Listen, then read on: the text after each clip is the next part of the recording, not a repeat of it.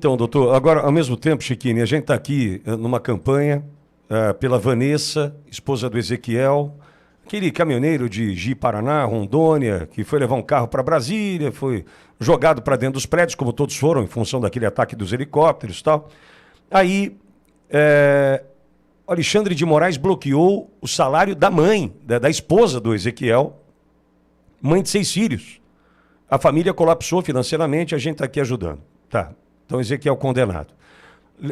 Ontem conversamos com o doutor Hélio Júnior aqui, que é advogado da Gisele, cantora, jornalista, mãe de 7 filhos, 5 deles menores de idade, condenada a 14 anos, e o Moraes negou prisão domiciliar para essa mãe, de 7 filhos, 5 menores. Diante disso, com essa única delação que sustenta toda essa mentira, como é que ele vai fazer para dizer, olha, vocês vou ter que descondenar, realmente não houve golpe? Por quê? Chiquini, é um absurdo o que está acontecendo no Brasil a partir de uma mentira, a partir de um golpe que eles quiseram dar na gente, porque nós não temos as imagens do Ministério da Justiça, voltando ao 8 de janeiro em especial, né? Mas para condenar Bolsonaro e seus pares a 38 anos de prisão, eu preciso ter a Débora condenada a 14, a Gisele condenada a 14, não sei quem a 17. Eles precisam disso, entendo eu. Só que desse jeito nada se sustenta. Eles vão querer descondenar também, como fizeram com o Lula? Vitório, perceba que toda ditadura funciona da mesma forma. Toda ditadura. A ditadura ela começa com um contragolpe. Perceba, toda ditadura. Ditaduras árabes, Venezuela, Cuba, Nicarágua, todas as ditaduras começam exatamente assim. Em defesa da democracia, contra o golpe, vamos prendê-los. E isso é o golpe. Todo ditador dá golpe dizendo estar combatendo o golpe. É exatamente o que está acontecendo no Brasil. Eles queriam prender Bolsonaro, prender os bolsonaristas e tirar a direita das urnas. Qual que é a melhor forma para fazer isso na cabeça comunista deles? Como nossos irmãos sempre fizeram. Vamos combater o golpe. Só que não tem como sustentar um golpe. Ninguém quis dar golpe no Brasil. Por isso que não está fechando a conta.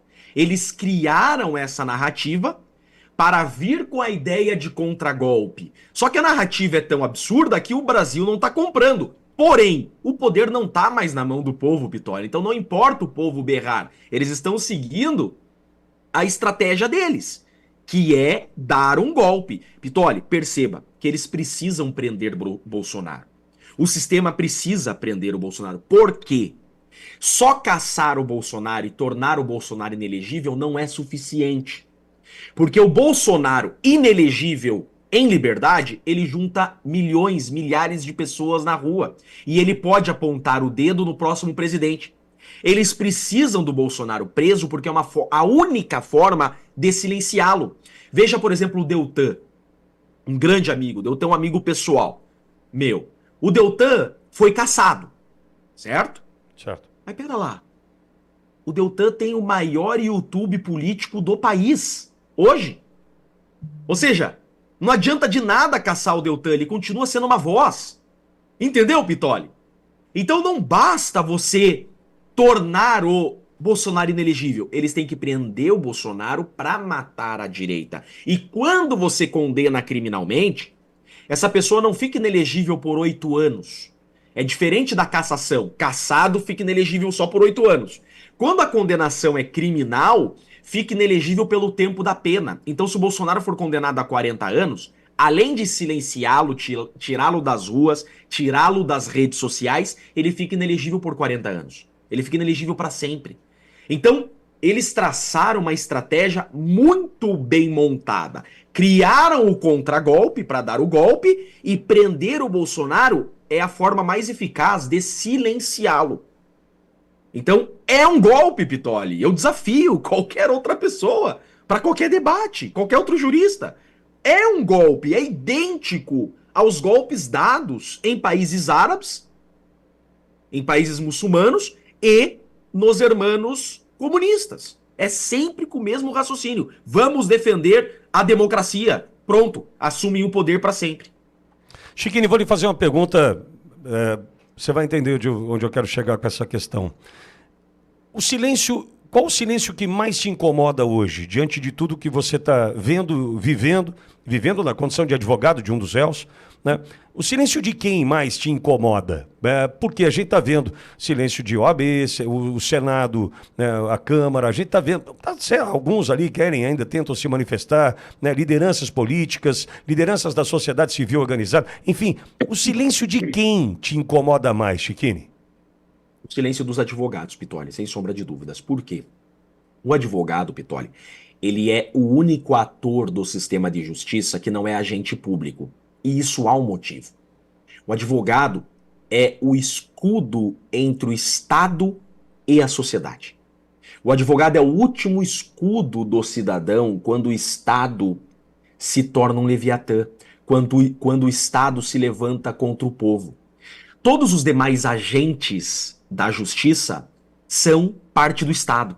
O advogado é o único agente, ator da justiça, que não faz parte do Estado. Então, quando a classe dos advogados silencia aos excessos estatais, isso significa a derrota da própria sociedade enquanto poder que detém, enquanto povo que detém o poder. Pitoli, olha só. O que está acontecendo nesse processo não termina nesse processo. Por isso que eu fico triste com a classe de advogados. Eu lembro que na época da Lava Jato, e foi completamente diferente a Lava Jato disso daqui, né? Completamente diferente. Mas, olha onde eu quero chegar. Na época da Lava Jato, a classe da advocacia nunca esteve tão unida. Foi a época que a classe da advocacia mais se uniu na história do Brasil. Eram congressos, eram livros. Congresso tinha toda semana em todo o Brasil, combatendo o juiz Sérgio Moro. Era assim. Hoje, Pitoli, a classe da advocacia é inexistente no campo do tema trama golpista. Só que é nítido que nós estamos diante de um estado de exceção. O que é um estado de exceção? Quando o Estado deixa de aplicar a lei do povo, significa estado de exceção o nome disso, porque o povo criou o Estado.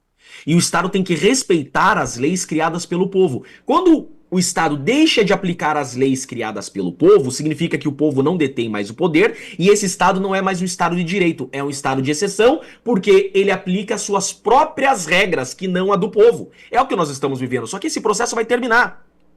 E essas ilegalidades desse processo, feitas pela Corte Máxima Suprema do nosso país, poderão se repetir em outros processos de outros advogados de outras partes.